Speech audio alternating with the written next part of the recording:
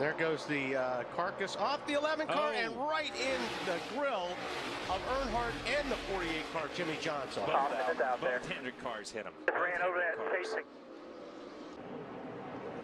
He's on pit lane. There it goes. Here comes Earnhardt, Johnson and company. Bounces off Earnhardt's car into Jimmie Johnson's. And you can see how much damage it did right there on the 48 car. Yeah, it kind of went under the 88 and over the top or over the right front corner on the 48. But they're lucky if it didn't hurt the splitter. Yes, they're fine. If it doesn't break any of the brakes. So we'll see if that plays out. Good restart. And again, the 48 does not get a good restart. He's going to lose a couple of spots here possibly. Joey Logano, and he's going to get sideways and wreck. Yeah, he just cut down on the 22 car right there. Jimmie Johnson able to save it. Yes. Barely. Oh my gosh. He did a great job of but he was sideways. Logano takes a look underneath him. And Joy's to his left rear tire at that point. Yeah. Joy's there. He's already 48 lost it on his own. Yeah, Joy didn't do anything. Bad call for me. And Joy did a good job staying off of it. And I'm telling you.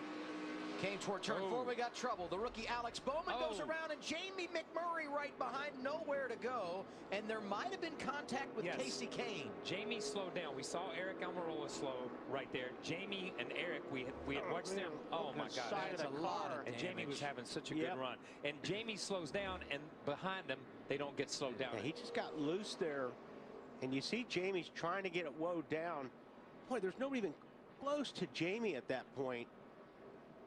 Oh. And then you drive into a wall of smoke. And you can't see. You saw the 43 way back here. And the 43 goes to the left and goes low, but there's so much smoke. Oh, he comes up and runs into Jamie, and then the 5 car of Kasey Kahne has no place to go. Not able to maintain that speed and that pace. Caution comes out once again. The 6th caution of the night. I ain't got no brakes. I'm too loose also. But I can't slow it down. You heard him say he can't get it slowed down. What's happening with the 88, Mike? Well, we documented the brake issue that Dale Earnhardt Jr. was encountering early in the race, and it just seems like it's gotten worse as the night has gone on. Not too long ago, he said the brake pedal was virtually at the floor. They were on pit road during the last caution. They were bleeding the right side brakes to see if that made it any better.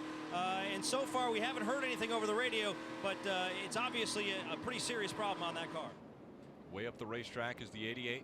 You saw the right front rotor glowing. He was on the brakes. He just couldn't get it slowed down. Went up and got up into the wall. Now listen, here's one thing too. These teams have all lightened up their brake packages because of the old aero package, okay? They put smaller rotors. They put smaller calipers on blowing off right now. Carl Edwards saying that he's neutral in 1 and 2, free in turn 3. Danica Patrick looks to have gotten into the grass. Don't get wrong when you can. Leader is just his 3. Right rear damage and right front damage to the 10. She goes back out on the track. Danica driving into turn 3. Oh, gets loose. It's a tap from Junior. And she went. Again, we've heard all night that Junior's had trouble with brakes. So when Danica got a little bit free, could Junior not get slowed down and he got into the back over? That could have been the issue. Teams are having with the top group a big wiggle of the 2 of Brad Keselowski, but the top group of 1 and 2. We talked about how treacherous the racetrack is. Around goes the 48. Jimmie Johnson around and into the wall. Caution comes out again. Both the brakes. It happened. See the 48. He just got in there and got loose. I mean, plain and simple, he was underneath another car, lost the side force, lost down force, had to chase up the racetrack. It just got away from him. You know, almost in a 3 wide position. I don't think if he was completely 3 wide, but Kyle Busch was looking underneath the 48. He had another car on the outside of him. It looks like it was the 21 of Ryan Blaney. Definitely a compromised position in the toughest end of the racetrack.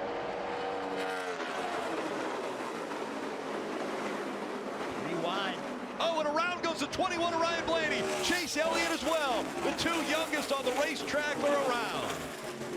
I saw it 3 wide, and I wondered how in the world is that going to work? And it didn't. Chase Elliott actually looked like his car was relatively in control. The 21 lost control of his car first and had no choice as he went up the racetrack and caught barely in the left rear of the 24, sending him around. Make a decision right here. Do I want to be 3 wide? 21 gets loose. gets into the side of the 24. Both of them have long nights. That 21 was right in the middle of the 3 wide. Kenseth had a good run off of turn 4, and around goes the 6. And Kasey Kahne also involved. Kasey Kahne in the 5 into the wall. And the 4th caution has come out. They were running 11th and 12th. The damage on Kahne's car looks very similar to the same damage we saw with Jimmie Johnson. It looks to me that the 6 was already probably on the middle of the racetrack, not even really on the high line on the straightaway. The 5 of Kasey Kahne was looking underneath him. The 5, basically, you said, forced the issue. He thought he was inside the 6. He was just barely inside the bumper cover. The 6 of Trevor Bayne was committing to the bottom of the racetrack. They make contact. It ends up costing both drivers a race. Oh, around goes the 2. Into the wall. The 14 of Clint Bowyer also up. The 48 of Jimmie Johnson slams the wall hard.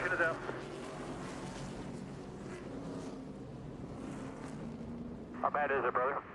Yeah, it's real bad. Missed the 2 when you were spinning. Hard hit by Jimmie Johnson. You see Brad Keselowski underneath Clint Bowyer, just got loose. Could not hold it. Air got pulled off the car. Same thing we saw last year. Entering turn 3 side by side is very difficult.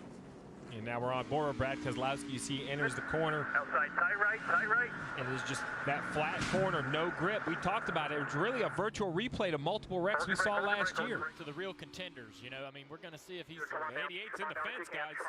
Caution comes out. The right sides are both down. Coming to you now. Alex Bowman in the 88s. Right front, tons of damage. Well, Dale, you mentioned earlier about the trouble that 17 had. He was the first car out of the playoff picture. Well, the first car in the playoff picture is the 88 Alex Bowman, so they can't really afford this. Came into the race only 19 points above. As you can see, heavy damage along the right side, much more than just sheet metal. You see right there the front tire change. You give it the signal. Listen, we have stuff broken underneath in the suspension. They'll try to take a look and see what they have, but heavy contact for the 88. Let's take a look at what happened here with the replay. Down the back straightaway, following Denny Hamlin off in the turn 3, blows the right front tire, has the right front tire go down. And remember, this is one of those cars that took only 2 tires at the pit stop. He did. On that 11 car, luckily no flat tire on the left rear for this coming back. Oh, wait a minute, we got an issue on the slide by racetrack. the 48. Jimmie Johnson sideways will stay here. He's got some damage to that right rear. He's made contact with something. He was 7. Right rear tire is down. Oh, man, rolled right side of the car. All right side, heavy damage. You mentioned it, Junior. Definite contact, the quarter panel. Really loses the back, just gets really loose, and they're going so fast in full throttle. There's no way of saving that. Yeah, it's the center of the corner speed is so fast with this package. As you said, they use so much throttle, and when you lose grip, you lose a ton of it, and you lose it fast, and Jimmie just never could catch up.